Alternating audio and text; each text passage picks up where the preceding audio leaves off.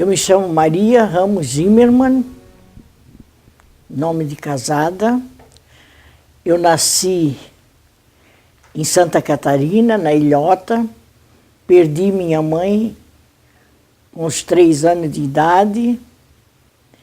Meu pai casou outra vez, peguei uma madrasta. Depois de lá, ficamos um tempo na casa dos meus avós. Meus avós eram, por parte de minha mãe, eles eram portugueses. E do meu pai, eles eram índios. Que ano a senhora nasceu? 1927.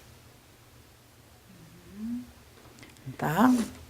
E fiquei a minha juventude lá um pouco tempo naquela cidade. Depois meu pai veio para Blumenau, né? Quando eu estava com 9 anos.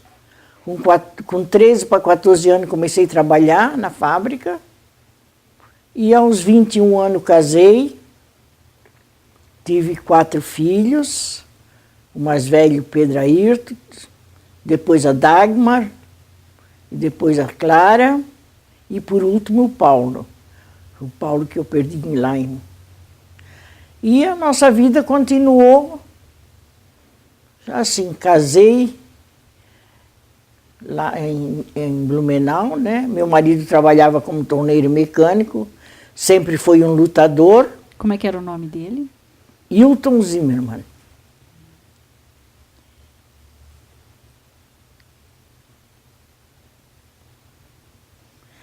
Ele trabalhava como torneiro mecânico, sempre foi político, sempre mexeu, gostou sempre dessas coisas. Começou por aquela cooperativa, que depois os industriários lá mexeram e tiraram, que chamaram ele de comunista. Ele foi presidente do sindicato 4 anos, quando se elegeu para ser reeleito, aí os industriários cortaram. Ou vocês botam nele, ou vocês vão para a rua. Sabe como é, né? Naquela época. Aí foi. Ele não se elegeu. O patrão, onde ele trabalhava, botou ele para a rua, no serviço. Que partido que ele era afiliado? PCdoB. Aí o patrão dele disse para ele, tu tens um filho que não tem nem 2 anos, teu filho vai morrer de fome, que aqui tu não arruma mais emprego, ele disse para ele. E de fato, em Blumenau ele ia trabalhava, porque era um bom profissional, todo mundo queria. Ele trabalhou em 3 empresas. Ele chegava lá e dizia assim, se você não mandar esse homem embora, nós fechamos a tua empresa. Tá, o que aconteceu? Ele não arrumou emprego mais em lugar nenhum. Ele comprou um torno, um amigo dele emprestou um barracão para ele botou a oficina, né? Uma oficina, trabalhava, tinha serviço bastante, pagou o torno que ele comprou a prestação, né? E sustentava a família, nós pagávamos aluguel e nunca faltou nada para a gente, como pobre, mas a gente vivia bem, né?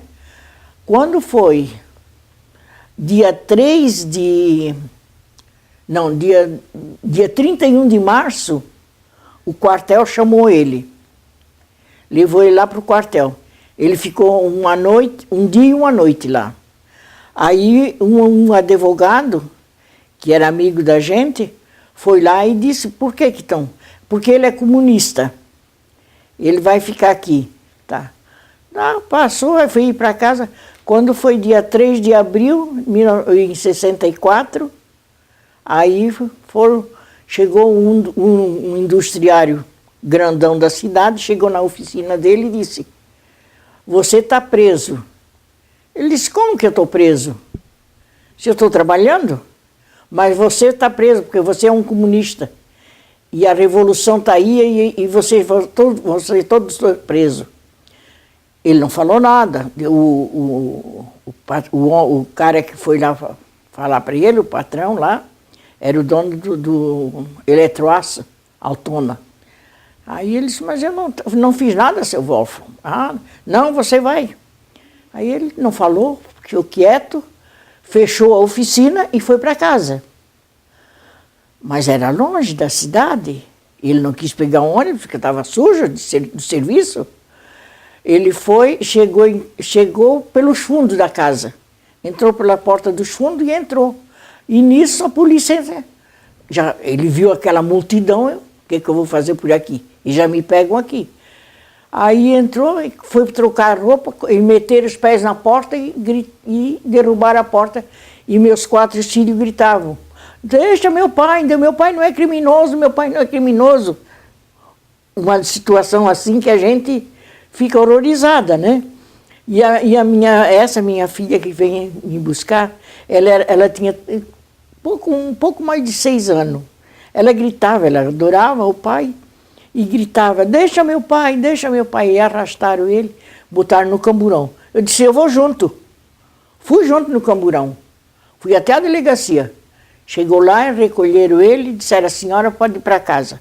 Amanhã a senhora vem aqui e traz roupa, pode trazer café e tudo. O que eu faço? Vim para casa, a pé, do outro lado da cidade para casa. Cheguei em casa, já de madrugada quase. Aí, mas arrumei a roupa dele, sacola, tudo, comida. E fiz o café e levei. Quando eu chego na delegacia, quem estava lá? O sem vergonha do delegado, com os pés em cima da mesa, lendo o jornal. Nem levantou a cabeça. Só olhou e disse, o que tu queres aqui? O que tu queres aqui, já é? Eu disse, eu vim trazer a roupa e pertences de higiene para o meu marido. Aquele vagabundo não está mais aqui, está em Florianópolis e está incomunicável. Eu digo, ele está incomunicável? Tá bom. Eu sei. E nem adianta ir atrás porque eles não deixam ver. Eu digo, tá. Não falei nada, fui para casa. Cheguei em casa, falei com meus irmãos, com meu pai, e disse, olha gente, eu não tenho dinheiro. O Hilton, o dinheiro que ele tem, se está em casa, não sei onde está. Ele levou o talão de cheque dele, levou tudo, e eu preciso de falar com ele. E eu preciso de dinheiro. Aí meus irmãos e meus pais tudo, me deram dinheiro, eu peguei o ônibus com meu filho de 2 anos, fui para Florianópolis. Não conhecia nada, minha filha. Isso em abril de 64? Em 64.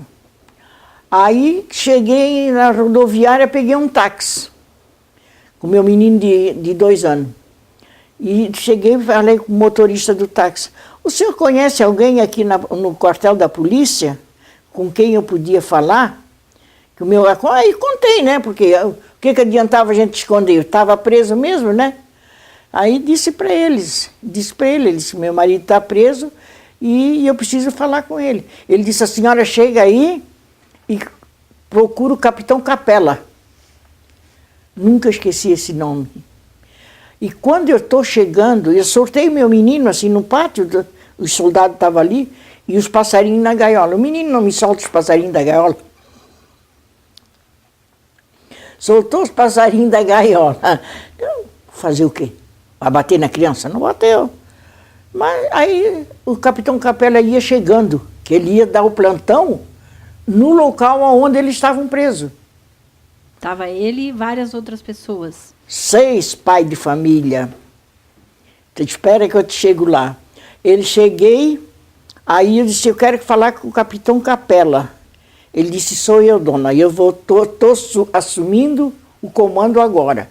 E eu vou lá para... Deu o nome lá da cidade, onde o bairro que ele estava preso, né? Eu digo, e eu preciso falar com meu marido, porque eu estou sem dinheiro, e ele está com talão de cheque, está com tudo, eu preciso de dinheiro e tenho que falar com ele. Ele disse, olha, dona, eu não posso levar a senhora aqui, só se a senhora quiser ir atrás no camburão. Eu digo, eu vou em qualquer lugar. Que sacola, que comida, de roupa, de tudo, cigarro, que meu marido não fumava, comia. Aí botei tudo, meu menino no colo, e os trebulhão lá dentro do camburão e fui embora. Chegamos lá, quem eu vejo? Os 6 homens, assim, ó, sabe o que é baia de cavalo? Os 6 homens com os braços aqui naquele sarrafo da baia, em pé, já 2 noites dormiram ali. Fedor, menina, o fedor, não limparam nada, os homens estavam ali. Quando eu olhei para ele, eu disse, capitão, isso são pais de famílias, não são bichos. E o senhor tomou uma providência, porque não é assim, não, eu acho que não é assim que vai resolver a situação. Ele disse, solte esses homens daí. O capitão disse, e vão pegar colchão e limpar esse salão e botar colchão para esses homens descansar. Ele sabe que ele não abriu um pacote que eu levei, porque ele visto tudo, né? Levei pão, levei tudo. Ele não abriu um pacote para ver se eu levava alguma coisa. Olha, o que eu ia levar? Já estava lá, eu ia fazer mais mal para o meu marido. Aí está, fiquei lá, fiquei a manhã quase toda lá com ele, sabe? E quando foi ali por uma certa hora, ele disse, a senhora, agora está na hora da senhora ir embora, que daqui um pouco vem o comando para fazer revista. E fui embora. Amanhã cedo a senhora vem. Quando foi às 7 horas, eu estava lá no portão. E ele ainda estava no plantão, né? Quando chegou 15 para as 8, ele disse, chegou perto de mim e disse assim, a senhora suma daqui o quanto antes, porque estão à sua procura. E vão pegar a senhora. Eu digo, ah, meu Deus, e o meu filho? Porque eu tinha deixado meu filho na casa da minha amiga lá, né? Que o Francisco estava preso, mas estava em outro lugar, que era o advogado. Aí eu fui lá, deixei com a Natália, disse, olha, Natália, cuida do meu menino aí, que eu vou ver onde é que eles estão. Porque incomunicáveis, não queriam. Tirei da incomunicação com nada, não falei mais nada, peguei o primeiro o ônibus que passou, sei lá onde é que ia, fui para lá, cheguei lá e disse, Natália, pede para o teu pai me levar na rodoviária, que eu sou obrigada a ir embora. Estão me procurando. E se eles me prender, meus filhos lá não sabem onde é que eu estou. Cheguei na rodoviária, antigamente, tu já sabe, né, que era um ônibus de manhã, um outro de noite, né, que saía. Aí cheguei lá na rodoviária, eu quero uma passagem para Blumenau. Ah, dona, não tem. Só às 6 horas da tarde. Eu digo, não, mas eu preciso ir, porque o meu menino tá precisando de comida, porque a comida dele acabou, isso e aquilo. Aí tinha um motorista de um caminhão, desses carros de correio, antigamente tinha aqueles carros redondos de correio, né? Chovia. Ele disse assim, olha, o correio vai sair agora, só se a senhora quiser ir aí dentro. Mas não tem banco, não tem nada. O que eu faço? Se eu entrei dentro do banco, por sorte que eu tinha uma sombrinha, chovia, eu armava a sombrinha, ia para outro canto, ia para outro. Cheguei em Blumenau, fiquei lá em casa, assim, descansei um pouquinho e saí. Primeira companheira que eu encontrei, eu disse, olha, eles já não estão mais incomunicáveis. Já saíram de lá e hoje é quinta-feira. Sábado se apronte todo mundo, vamos todo mundo para lá para ver onde é que eles estão. Quem quis ir foi, quem não quis não foi. Não foi por falta que avisasse, né? Aí eu fui. Fim de semana eu fui para lá, sábado. Quando cheguei no quartel da polícia, que é onde eles estavam, no quartel da polícia. Cheguei e perguntei na portaria. Ele disse, eles estão aqui, mas tem que ter ordem do comandante da Marinha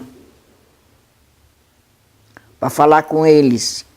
Lá eu me zanco dali, vou lá, não sei para onde. Porque era tudo longe um do lugar do outro. E fui lá, falei com o comandante, ele disse assim, a senhora leva esse papel. Fechou o papel, dobrou, leva esse papel e entrega para esse fulano. Deu o nome do fulano em cima, levei. Aí ele disse, a senhora pode conversar com o seu marido. Tá. Aí chamaram, botaram ele numa sala, conversamos e tudo. Eu digo, e os outros companheiros, que as companheiras estão aqui comigo? Pode mandar esses aí também. Botaram tudo numa sala, conversamos, ficamos, isso e aquilo, tá. Aí eu disse para ele assim, eu disse, olha, aonde você estiver, enquanto eu tiver perna e saúde para poder ganhar algum dinheirinho para fazer alguma coisa, eu faço. Tá? Ele disse, mas lá na oficina tem coisa que pode vender. Que na oficina? A polícia foi lá, acabou com a oficina dele. Acabou. Meu cunhado depois tinha um caminhão, ainda a gente foi lá e pegou o resto que tinha, de ferramenta e coisa, e levamos para casa. Mas acabaram com tudo que ele tinha lá. Um torno bom que ele tinha, tudo. Mas, e aí nós, que eles estavam em Florianópolis, eles ficaram assim, um dia aqui, um dia lá, um dia cá, um dia lá, um dia cá, tá bom? E ele falou se foi torturado, se foi... Não, Santa Catarina não foi. Não, fisicamente não, sim, mas psicologicamente. Muitas assim, ameaças. Eles botavam ele, cadeira, bem na beiradinha da plataforma, assim, que dali para baixo era um buracão. Que se ele se mexesse, a cadeira caía, ele caía, morria. Então, era essa a tortura deles lá, sabe? Quanto tempo ele ficou? E em Florianópolis ele ficou 6 meses. E a senhora ficou indo e vindo? Todo fim de semana. Fazia, eu assava, naquele tempo eu tinha criação, né? Eu matava galinha, e chamei um vizinho, matei um porco, assei um pernil de porco, levei o pernil, levei um marreco assado, levei frango assado, levei comida, pão, levava para todo mundo, filha, porque tinha mulheres lá que não se preocupavam, não. Se o marido não tinha deixado dinheiro, se tinha. Eu fui à luta, eu lavava roupa, eu passava a noite inteira lá passando roupa para entregar no outro dia. Trabalhava como diarista de uma hora ou noutra. Nunca deixei meus filhos passar fome e nunca deixei de dar assistência ao meu marido. Foi a minha luta, foi dura, mas venci, graças a Deus. E aí, se der e vier, estou no pique. Agora, a minha perna está fracassando, mas se precisar, eu fiquei com pena de não poder fazer um movimento aqui na quinta de movimento. Agora, esse ano? Agora, esses dias, né? Com os jovens? Mas foi isso. Bom, aí ele ficou 6 meses lá em 6 meses ele ficou. Aí, quando eles viram que não adiantava botar de quartel para quartel, eles pegaram e botaram na penitenciária, na cadeia. E como lá o homem lá cuidava da cadeia, era muito amigo de um deles. Aí deu mais liberdade. O carcereiro. O carcereiro. E deu mais liberdade para a gente entrar e conversar, isso e aquilo. Ficaram 6 meses lá. Fim de 6 meses eles vieram para Curitiba.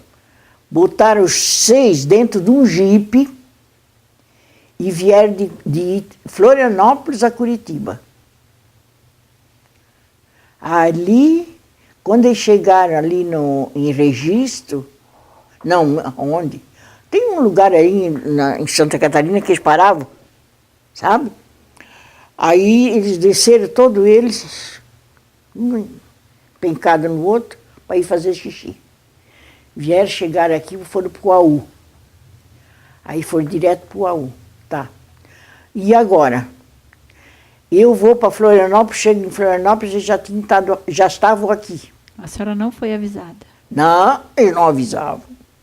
Eu digo, tá bom, eu vou para Curitiba. Aí tem uma prima dele, que é muito minha amiga. Eu disse, Guilmar, vamos para Curitiba comigo, que você já conhece, eu não conheço nada. Ela conhecia pouco, mas a gente conhecia da rodoviária até na casa da prima dela, que era aqui na Carlos de Carvalho, não sei onde é. A Voluntário da Pátria, a prima dela morava. E nós ficávamos no apartamento dela. Dali, e o quartel era aquele ali na Rui Barbosa. E a gente não sabia. Mas nós ia lá no AU, para depois voltar no apartamento dela, para ir aí lá visitar os outros que estavam ali. Quando eu cheguei no AU, perguntei por ele, não, aqui não tem ninguém. Preso político não tem aqui, aqui tem preso comum. Porque chegaram lá e jogaram como preso comum. Foram jogados como preso comum. Aí eu falei com meu marido disse assim, olha, tem um advogado que está trabalhando, porque tem mais preso político aqui. Tem um advogado que está trabalhando para eles. Você vai, procura por ele. O doutor Djalma Garbelotto, que foi morto também. E aí você conta a situação para ele, que nós estamos como preso comum. Aí, vou procurar esse homem aonde? Se eu não conhecia nada. Tá.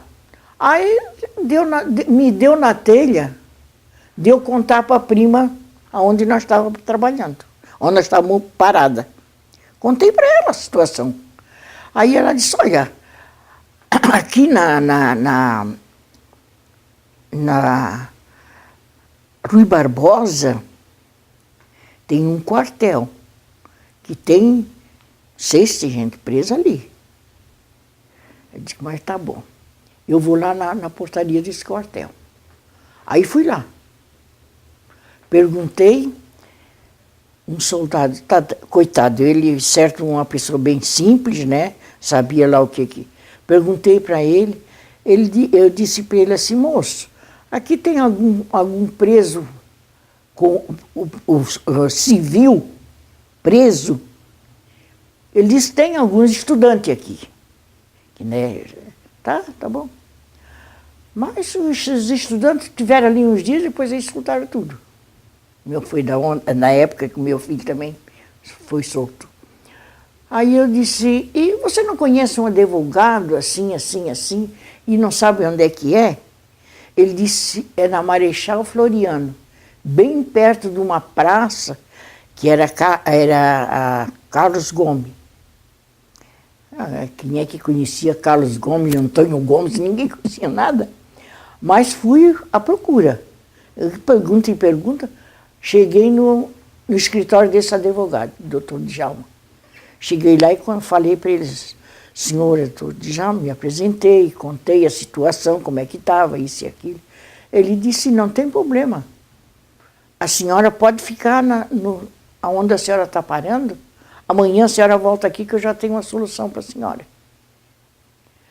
Na mesma hora ele saiu dali do escritório, foi lá no AU. Chegou lá e disse, esses homens não são criminosos. Eles são idealistas. Aí o homem disse, não são idealistas, eles são comunistas. Porque lá em Blumenau, comunista, meus filhos sofreram lá. Eles iam para a escola, meus irmãos tinham que levar e buscar.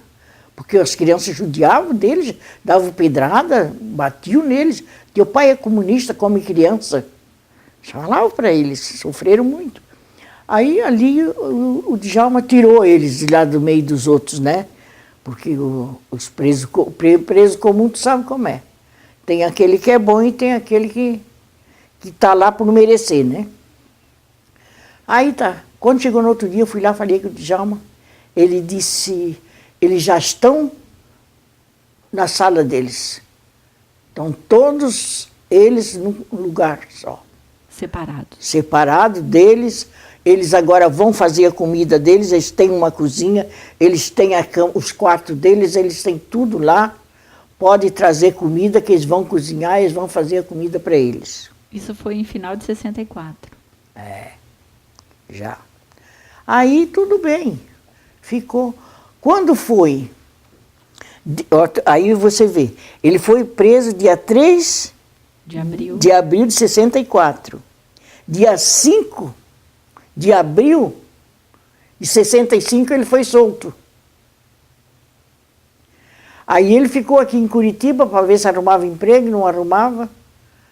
Foi para Blumenau, lá menos ainda. Aí veio de volta para Curitiba, foi trabalhar com uma firma aqui, uma firma ali, uma firma lá. Tinha a firma de um companheiro que deu muito ajuda para eles, né?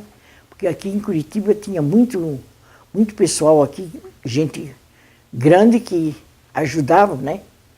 Aquele um que tinha aquela mobiliária 2000, aquele era um homem, ele teve preso também, ele era também comunista, né? Comunista que até hoje eu ainda pergunto, que significado tem esse nome, comunista? Para mim, comunista é uma coisa comum, para estar todo mundo junto, fazer uma união comum, que todo mundo pode participar. Agora eles achavam que comunista era criminoso, era tudo, mas não é isso que a gente sempre se escutou, né? Mas para eles, esses burgueses, era a pior raça que tem, né? E até hoje são, né? E ali, meu marido, em 65, foi solto. Depois veio para cá. A senhora veio quando para cá? Eu vim em 65 também. Mas eu vim no meado do ano. Meu marido veio logo que ele saiu, que lá não conseguia emprego, veio para cá ganhar os troquinhos dele aqui. E no meado do ano, em junho, eu vim para cá, com meus filhos. Ali passou, meu marido trabalhou. Quando foi um belo dia, o advogado chegou e disse, fazia uns 3 anos que ele já estava em liberdade, mas ele solto, mas respondendo o processo, né? Aí o doutor Djalma disse para ele, Hilton, você vai ser julgado agora dia 12 de dezembro e você vai pegar 10 anos, eu já vi a tua sentença. Fuja, perto de Natal. Em 68, 68. É. Aí ele sumiu, foi embora. Dia de Natal, depois ele contando, ele disse, dia de Natal ele estava com tanta fome e ele bateu na casa de um companheiro que não tinha nada. Sabe o que eles fizeram? Tinha sal e vinagre em casa. Eles cortaram grama, fizeram salada e comeram salada de grama, porque não tinha nada o que comer. Mas sobreviveram, né? Aí dali ele ficou uns dias ali, foi para São Paulo. Chegou lá, arrumou uma firma, trabalhou bastante lá em São Paulo, mas ele clandestinamente, ele vinha para cá, sempre vinha visitar a gente. A gente levava ele na rodoviária, enquanto ele não estivesse dentro do ônibus, a gente não saía para ver se tinha ninguém. Agora eu aqui também fui muito perseguida. Eu trabalhava como diarista, para ajudar, né?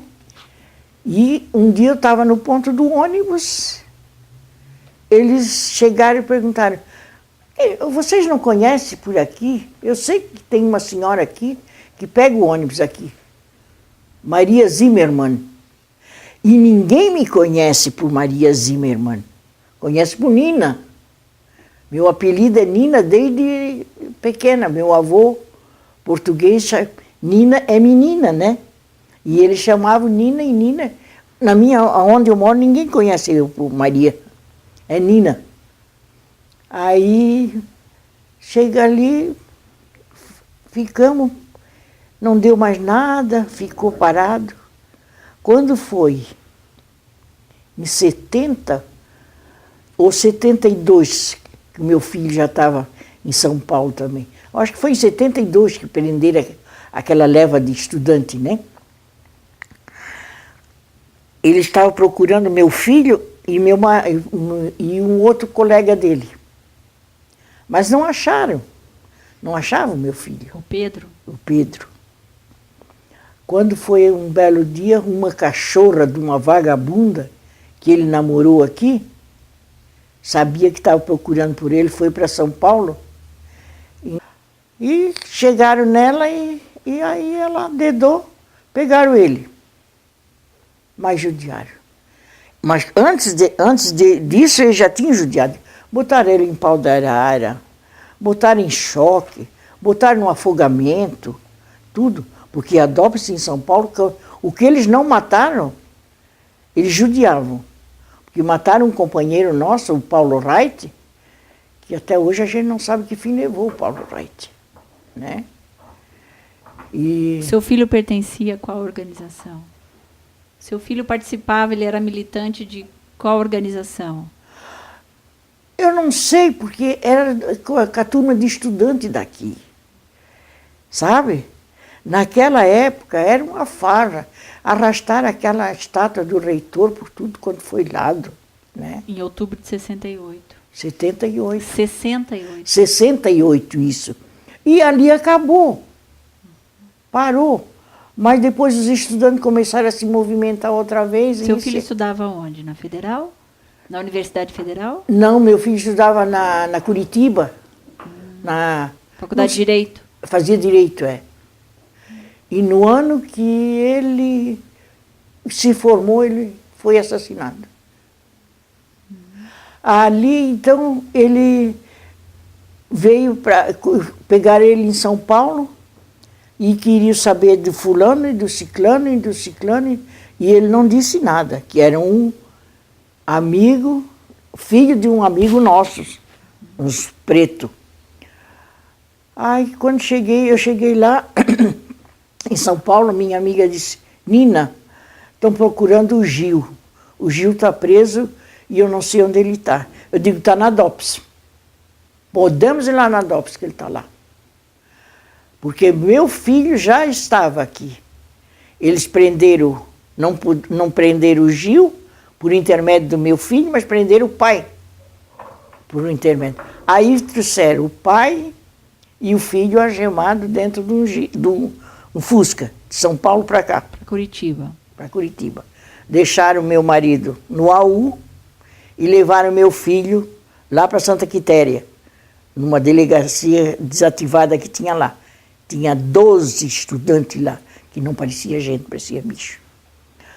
Aí, quando eu trabalhava aqui no edifício Lido, quando eu chego em casa, tem uma freira lá em casa.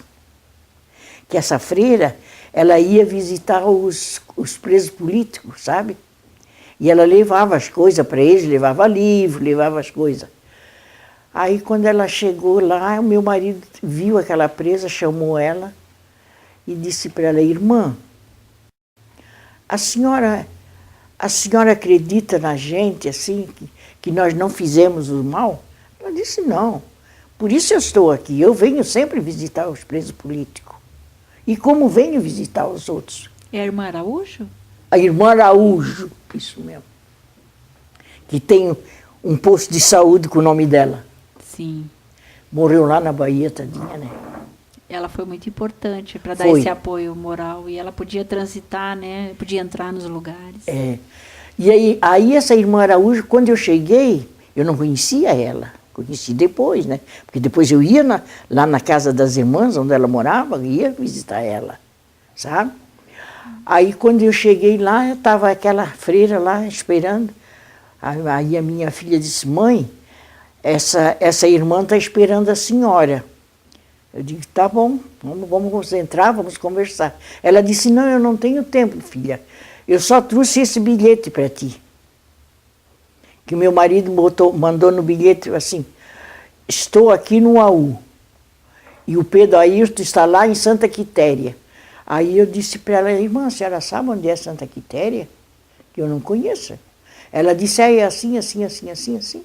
E é um lugar bem isolado, que está desativada aquela delegacia. E os estudantes estão lá. Ela falou para mim. Aí eu disse, tá bom, eu vou lá. Aí eu digo, tá bom.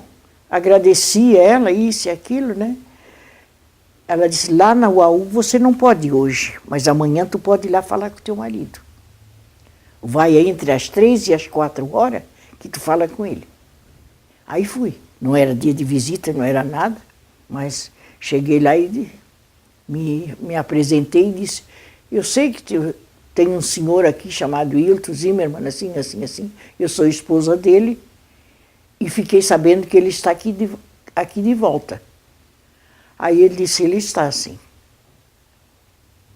Aí ele chamou, conversei com ele assim só pelo, né? Não foi perto. Conversei, aí ele disse, olha, domingo tem visita. Eu digo, tá bom, domingo a gente está aí. Ah, fizemos comida, fizemos de tudo, fomos para lá. Mandava as crianças para a fila e levava comida para lá. Mas lá na Santa Quitéria, o que eu fiz? A irmã foi embora, eu mandei uma das minhas meninas, que era pertinho na esquina, eu digo, você vai lá, compra uma dúzia de ovos e compra um pacote de fermento, de pão. Olha, já era 6 horas da tarde isso. Aí elas foram lá correndo, eu fiz 2 pão grande, cortei tudo em fatia e comprei aquela mortandela, né? Lá na mesma casa ali do seu Antônio, comprei mortandela e botei dentro daquele pão e fiz aquilo. Cozinhei, meu filho nunca comeu arroz doce, filha. Eu fiz uma panela de arroz doce e levei para eles. Levei toalha, levei sabonete, levei pasta de dente, levei de tudo. Aí eu disse, peguei um táxi, fui lá para o Juvevê. Hoje a Juvevê tem rua por tudo quanto é lado, naquele tempo só tinha aquela. Nisso aparece um táxi perdido, já de madrugada. Aí ele disse, eu disse para ele, o senhor me faz uma corrida? Ele disse, faço. Eu digo que tem que levar isso aqui assim, assim, lá em Santa Quitéria. Ele disse, mas é longe, dona. Eu digo, não tem problema, senhor. E eu tinha recebido meu pagamento, eu digo, que tiver que pagar, eu pago. Mas eu vou. Aí ele foi. Ele disse, olha, eu vou levar a senhora até lá. Mas lá perto da delegacia, eu não posso ficar com o táxi. Eu vou ficar aqui na esquina e vou ajudar a senhora a levar as coisas lá. Nós vamos por trás, que lá atrás tem uma pedra bem grande. E de fato tinha. E eu era bem mais magra, pulei naquela pedra, pulei em cima do muro e ele me dava a sacola. Botava a sacola em cima do muro, aí eu pulei para cá e botei no chão. E perguntei para ele quanto é que era, ele disse, não é nada. Peguei e dei, não sei se eu dei 20 reais ou 50 reais para ele. E peguei aquela sacola e saí em volta da casa. Pedairto, Pedairto, Pedairto. Ninguém respondia. Aí eu disse para o guarda, porque tinha um guarda assim, sentado, cochilando. Eu disse, seu guarda, aqui não tem uma turma de estudante que estão aqui guardado? Ele disse, não, senhora, não tem não. Eu digo, tem. Meu filho está aí dentro. Como é que a senhora sabe que seu filho está aqui dentro? Eu disse, porque lá do AU me mandaram um bilhete que meu filho estava aqui. Também não disse quem era que mandou o bilhete, né? O meu filho que estava aqui. Aí comecei a chamar, Pedairto, Pedairto, Pedairto. E em roda lá da casa. Botei a sacola tudo ali na frente do guarda, né? Eu disse, o senhor não tem culpa. Mas que eu quero ver meu filho, eu quero. E quero entregar isso tudo que está aqui para eles. Aí nisso ele veio. Meu Deus, quando eu olhei para o meu filho, não parecia uma pessoa, parecia um bicho. Barbudo, sujo, cabeludo. Aí eu olhei e disse, meu filho, eu não quero saber de nada, nada. Nada que você já passou, até agora passou, e aguenta que amanhã a mamãe vai dar uma solução nisso. Pega essa comida, vocês comem, o que vocês não puderem comer, vocês jogam fora, isso e aquilo. Mãe, mas nós estamos mortos de fome. E se vocês quiserem tomar banho, tem toalha aí, divido as toalhas com vocês e se viram. Eu digo, e amanhã a mamãe vai dar jeito nisso. Amanhã nós temos nós vamos para a Polícia Federal. Aí na Vicente Machado. A Polícia Federal estava aí na Vicente Machado. Aí, amanhã, às 9 horas, nós estamos na Polícia Federal. Eu digo, é lá mesmo que nós estamos, pode ir. Porque estava incomunicável, aqueles outros não podiam ter jeito. Se eu não faço aquilo naquela madrugada, mulher, essas criaturas iam lá para a Polícia Federal e de lá onde é que eles iam botar eles. Aí, quando eu cheguei em casa, eram 4 horas da manhã. Eu não tinha telefone em casa, não tinha celular, não tinha nada disso. O que é que eu faço? Cheguei em casa, peguei a minha filha, a segunda, a Dagmar, disse, filha, e o telefone público era lá na igreja do Cabral. Filha, vamos com a mãe agora, a mãe está tão cansada, vamos com a mãe, que a mãe quer ir lá no telefone público telefonar para Vitória. Vitória era a irmã de dois que estava lá e do noivo dela que estava lá junto. Telefonei para Vitória e disse, Vitória, aconteceu isso, e amanhã às 9 horas estão lá na Federal. Ah, mas eu já nem vou mais para a cama, ela disse. Já vou sair daqui, já vou avisar o resto do povo. Quando eles chegaram, o povo que estava lá esperando, tinha mais gente que preso. E quem é que diz que eles iam ficar mais incomunicável? Não podiam, porque a gente já sabia onde é que estavam. Aonde eles fossem, a gente ia atrás. Aí o meu filho tinha tomado um banho, não sei aonde, como, não sei. Sei que tinha lavado o rosto, porque que era um bicho. Barbudo, feio. Aí eu disse para ele, disse, meu filho, você comeu? Ele disse, mãe, nós comemos tudo aquilo. Tem uma sacola ali com as panelas que a senhora trouxe, com as coisas, está tudo lá dentro. Aí eu peguei para levar. Aí ele disse, mãe, eu nunca comi arroz doce, mas que coisa gostosa. Eu digo, meu filho, a fome faz gato comer sabão. Aí ficamos ali. Mas não é uma verdade? É uma verdade. Muita verdade nisso. Aí ele disse assim, mãe, só a senhora mesmo para fazer o que a senhora fez. Pular aquele muro. Eu digo, filho, o que uma mãe não faz por um filho, né? Aí ele estiveram ali, quando eles se recolheram, aí aquela camburão que trouxe ele já não apareceu mais ali. Aí já veio um do quartel, que levou eles para Rui Barbosa, que naquele tempo tinha um quartel na Rui Barbosa, não tinha? Aí levaram para lá. Quartel do Exército. Quartel do Exército. Aí levaram eles tudo para lá. Então a senhora estava com o marido preso no AU e esse filho indo para a Praça Rui Barbosa. Foi para lá, para Rui Barbosa. Mas lá a gente ia lá visitar, levava comida, levava tudo. Eles não estavam mais incomunicáveis, né? Mas e ali foi aquela luta.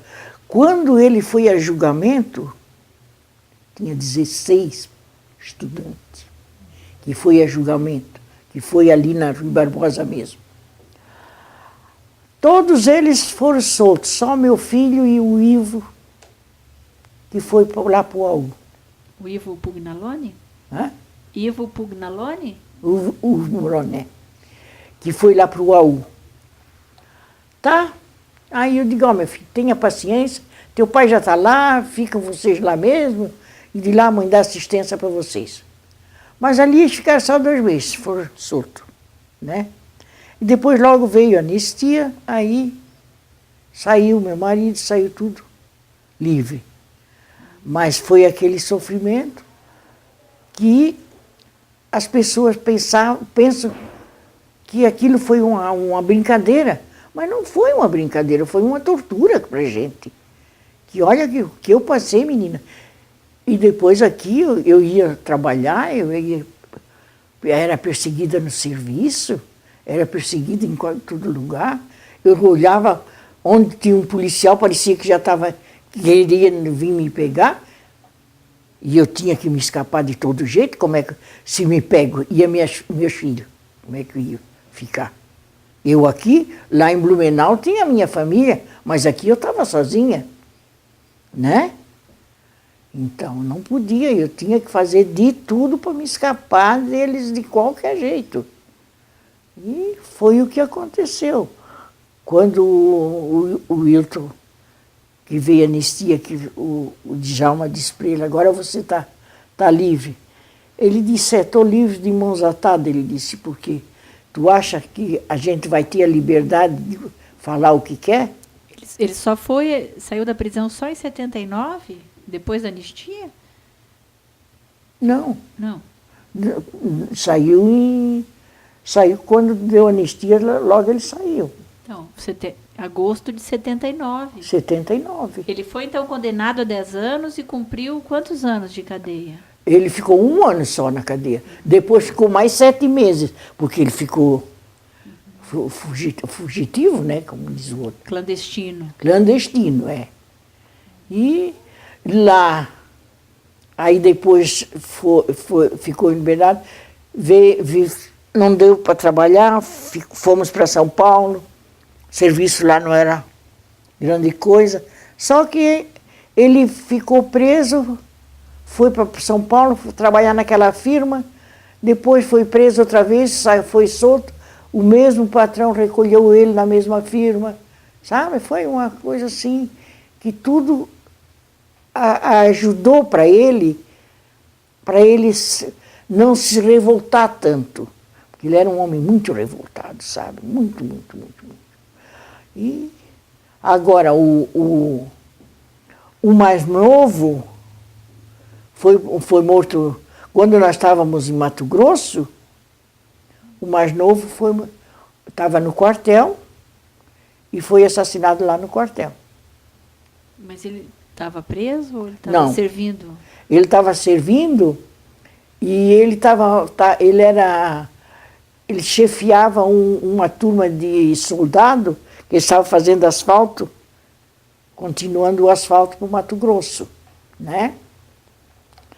Aí assassinaram ele e botaram na minha porta. Isso foi no dia 6 de outubro de 1980. Esse meu filho mais novo, Paulo. A senhora acha que tem relação com o fato do pai e o irmão? Não. Não. Eu não acredito que teve relações porque o povo lá não sabia disso. Porque quando foi para lá, meu marido já estava livre de tudo, né? Quando nós fomos para lá. Mas é que ele viu um oficial, teve uma reunião de oficiais numa sala lá, e quando ele ia passando no corredor, ele sentiu o cheiro de droga. Aí um oficial pegou ele assim, puxou para ele e disse, o que você viu, o que você sentiu, não sai daqui, senão nós mandamos te matar. Ele disse, eu não vi nada, não senti nada. Mas 2 meses depois meu filho estava morto. E o mais velho morreu como, dona Nina? O mais velho, isso foi em 80 que o mais moço faleceu. Aí nós ficamos lá, e esse mais velho, ele tinha uma firma, prestava serviço para Telepar. E o Pedro Ayrton, depois da prisão, da anistia, se estabeleceu em Curitiba. Se estabeleceu, sempre ficou aqui. Aí ele tinha uma firma que prestava serviço para Telepar, aí na Vila Fani. Ele tinha 18, acho que era 18 empregados. Fazia serviço para ele, né? Ele trabalhava ali. E no dia de pagamento, dia 10 de novembro, chegou dois caras e pediram dinheiro para ele. Mas para mim, aquilo ali foi cobra mandada, porque o dono da firma que vendeu para o meu filho, um tal de Luiz, ele vendeu a firma para o meu filho. Meu filho pagou tudo para ele. Quando a firma estava toda paga, encaminhada, que já, o meu filho já estava botando uma filial em Florianópolis. Aí o Luiz quis a firma. Aí ele disse, não, eu não vou te vender a firma. A firma está encaminhando, está indo bem, isso e aquilo, eu não vou te vender. Ele estava só envolvido com atividade profissional, não estava mais militando, não mexia com política, nada? Não, só o serviço dele. E estudava porque o pai queria que ele terminasse a faculdade. De Direito. E justo naquele ano ele terminou. E no meio isso foi mês de novembro. Que ano que era? Que ano foi? 83. Ele faleceu no dia 10 de novembro de 83. Nós entramos nessa casa que eu moro até hoje, nós entramos no dia 10 de junho de 83, que ele dizia, venham embora, venham para cá, pai, venham para cá, que o senhor vai trabalhar comigo lá na firma. E viemos embora. Aí ele... Porque a casa que nós moramos ali é um conjunto residencial, tem 11 casas, um condomínio fechado, e aquilo ali era tudo dele. Ele disse, ó, mãe, vai lá e escolhe uma das casas para ti. Eu fui, peguei a última casa, casa 11. E ele, no meio foi em outubro, lá para o dia 10, 12 de outubro, nós fomos para Curitibanos. Ele tinha uma fazenda lá. Fomos lá matar um terneiro. Aí chegamos lá, o sogro do cunhado dele já tinha matado, já tinha tudo assim, pronto, tava. Ele botou aquilo num frigorífico grande e trouxe que ele ia fazer um churrasco para toda a turma da firma e os colegas que quisessem ir, lá aonde eu moro. Aí ele disse, ó, mãe, eu comprei um rastel e um carrinho de mão. E vou mandar um rapaz de lá da firma para vir te ajudar a limpar aqui, porque eu vou fazer o churrasco aqui. As casas estão todas vazias e eu vou botar colchão, tu vai dormir. Quem não quiser ir para casa, dorme por aqui mesmo. E eu estava fazendo a limpeza do pátio para fazer a festa para ele. Ele ia receber o diploma. Aí quando chega às 2, porque ele sempre de tarde ele mandava um motorista me buscar. Eu ia para lá, fazia café, fazia bolinho, fazia isso, fazia aquilo, lá no escritório. E depois ele trazia eu e o pai para casa, né? Atravessava a BR e vinha. Ele chegou a casar, ter filhos? Ele teve 13 anos casado, mas não teve filho. Graças a Deus que não teve, porque senão até hoje eu não via meu neto. Porque ela se afastou. Agora, faz uns 6 meses, ela andou à minha procura. Que ela quer que eu venha trazer ela para o Narciso, dar andamento no processo do meu filho para ela receber. Mas eu não fiz isso. Se quando ele era vivo ela não deu importância, agora depois de morto ela quer que eu vá ajudar ela? Não. E quando meu filho foi assassinado, meu marido disse, mestre, nós vamos tocar a firma. Ela disse, eu não quero o senhor aqui dentro. Eu vou tocar sozinha, ela disse. E não tocou, entregou para o Luiz, para o outro que queria ficar. E hoje está lá no Matagal que não tem nada. Abandonaram tudo. E agora ela quer que eu dou ajuda para ela receber, mexer. Não. Eu falei para o Narciso. O Narciso disse, traz ela aqui que eu mando ela encaminhar as coisas que ela precisa. Eu digo, eu não vou levar, não vou. Não é ser ruim. Não é ser ruim. É ser justa porque quando precisou,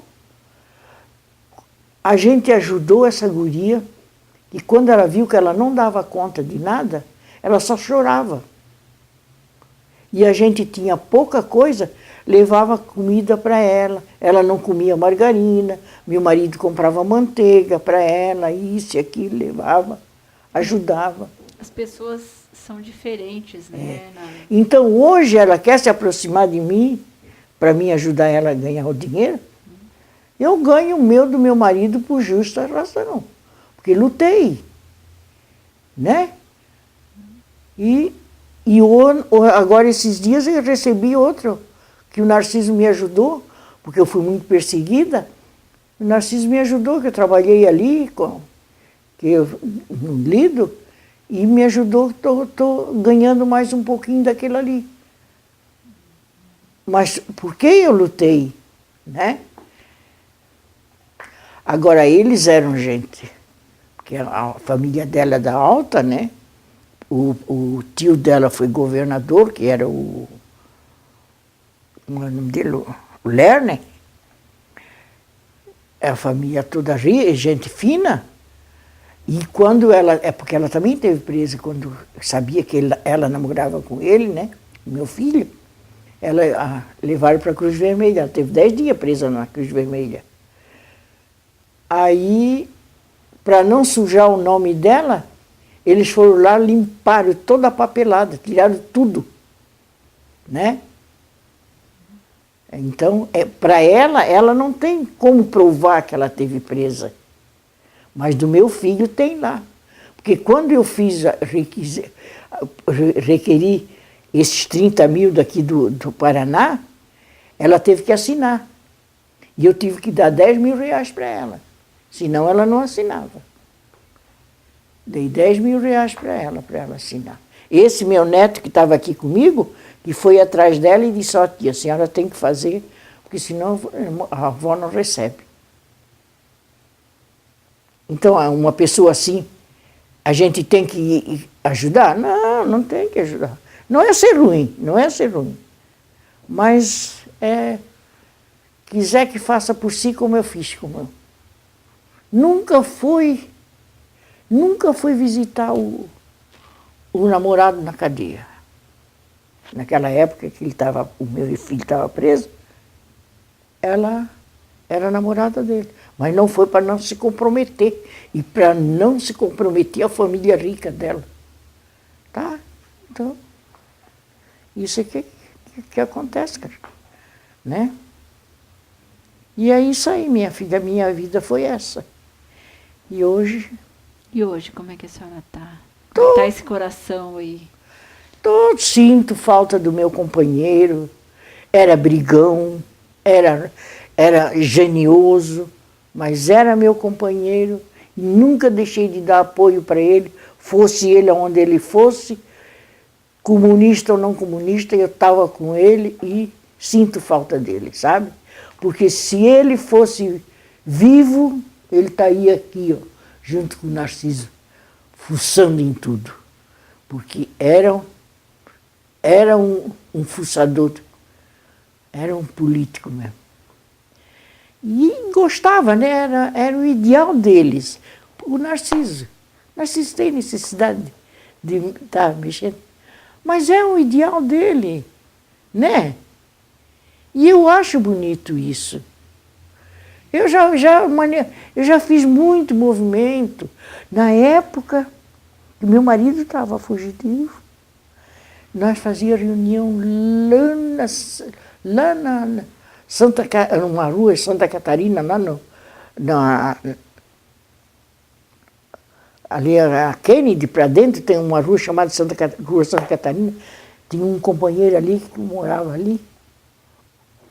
E nós fazíamos reunião lá. Até um pedaço ele vinha trazer a gente, depois a gente vinha sozinho. E nunca aconteceu nada. Mas se tivesse pegado, tivesse ido presa, mas ali as minhas filhas já eram maiores, já, meu filho, tudo, né? Já se viravam. Eu não tinha medo, não tinha não. Porque eu vi tantas companheiras em Florianópolis sofrendo, presas, sofrendo. E por quê? Mas era o ideal delas, elas faziam, participavam de tudo. Porque o homem sem a mulher não é nada. E a mulher sem o homem também não é nada. Né? Porque a união dos dois pode não dar para convivência, mas politicamente se enquadram e vivem. Não é verdade? É verdade. E a senhora hoje mora lá com suas duas filhas? A minha filha mora comigo. Ela é divorciada. E quando meu marido morreu... Que ano que ele morreu? Foi em 2003 ou 2000... Está fazendo 10 anos. 2003. 2003, né? 2003. Meu bisneto meu bisneto fez 2 anos no dia 1º e dia 4 ele morreu. E a senhora? Ele estava tão bonito quando estava morto. Estava assim, parecia que ele estava... De ver todos os companheiros lá em volta dele, lá, sabe? Ele foi cremado lá e todos foram lá e eu acho que ele morreu feliz, sabe? Porque ele estava com um ar assim, um semblante de alegria ele estava. Eu sinto falta dele, sinto, não dizer que não, sinto. Mas ele morreu feliz e eu respeito a opinião dele até hoje. E se um dia me procurar que eu puder participar de alguma coisa, eu participo.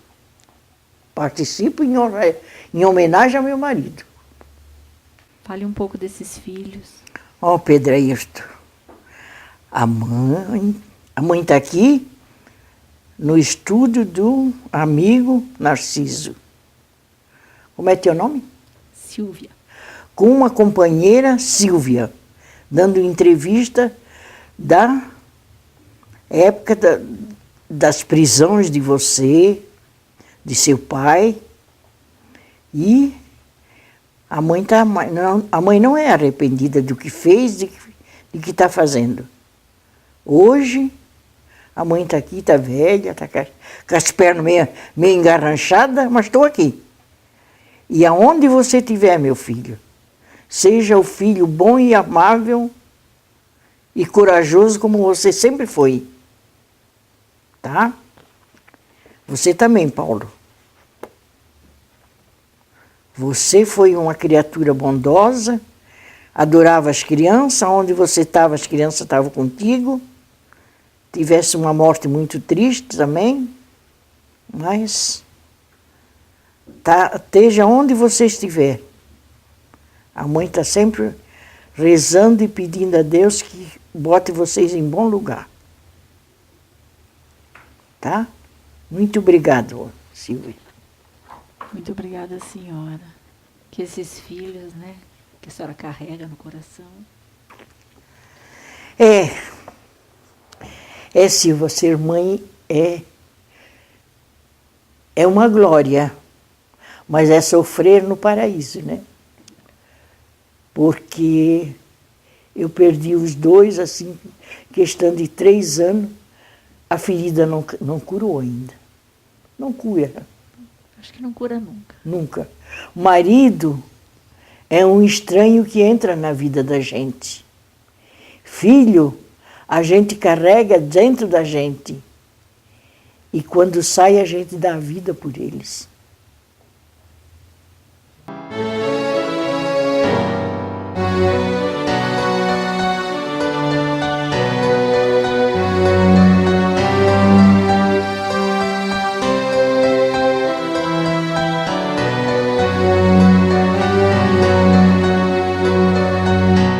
Ouça bem esta canção, ela fala pra você. Ela fala de um tempo que ninguém pode esquecer, de um tempo em que alguns homens impuseram a tirania, muitos outros responderam com a sua rebeldia. Os tiranos implantaram longa noite de terror, tentaram calar a todos, provocando muita dor. Censuraram a cultura e toda a cidadania, calaram toda a voz, promovendo a vilania.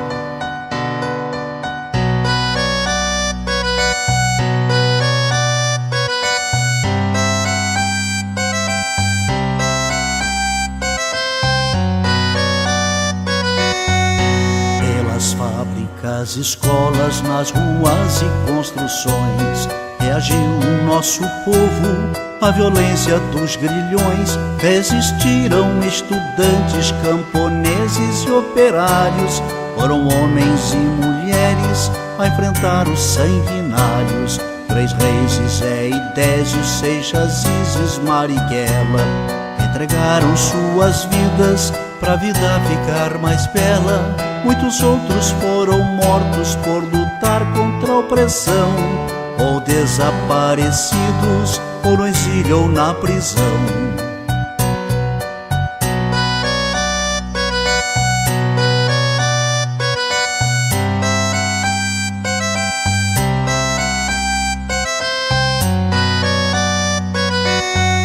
Com a luta desses homens derrotou-se o opressor. Muito sangue derramado, muita lágrima e suor. Quem tem medo de retorno não se sinta equivocado. O terror que foi um dia poderá voltar dobrado. A mesma vigilância de quem ama a liberdade poderá impedir que volte o império da maldade. Mas a luta continua por justiça e pelo pão, pela reforma agrária, por saúde e educação.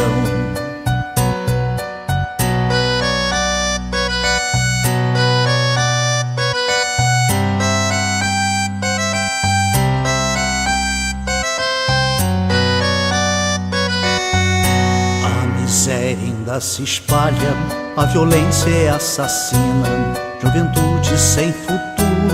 A história nos ensina, só unido nosso povo vencerá a exclusão. Um homem tendo por outro sentimento de união. O recado já está dado pro vizinho e seu irmão. Quando a luta cai, o outro estende a mão. Não se cale quem tem fome, quem tem sede de ternura, pois a vida favorece a quem luta com bravura.